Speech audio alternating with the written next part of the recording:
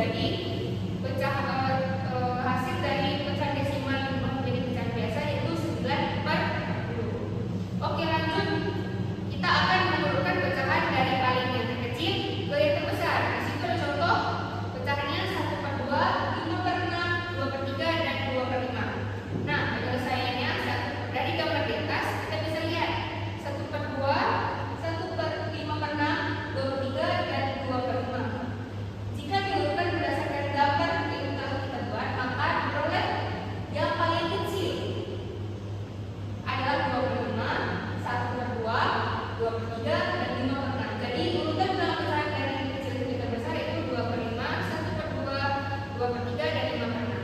Nah, Ibu rasa kalian sudah paham dengan materi yang disampaikan. Nah, untuk sekarang keluarkan kertasnya selembar. Ibu akan kasih beberapa soal. Soalnya di atas yang pertama, gunakan angka 2, 3, 4, 6, 12, 18, dan 24 untuk menulis 3 pecahan-pecahan yang senilai.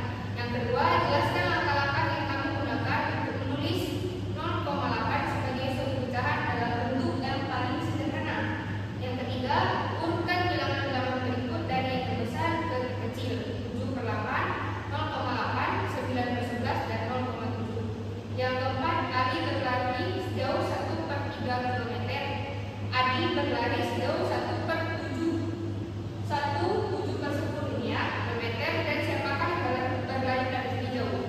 Ibu akan kasih sekitar 10 menit. Nah, sudah 10 menit anak-anak, Ibu akan ke tempat untuk mengambil jawabannya ya.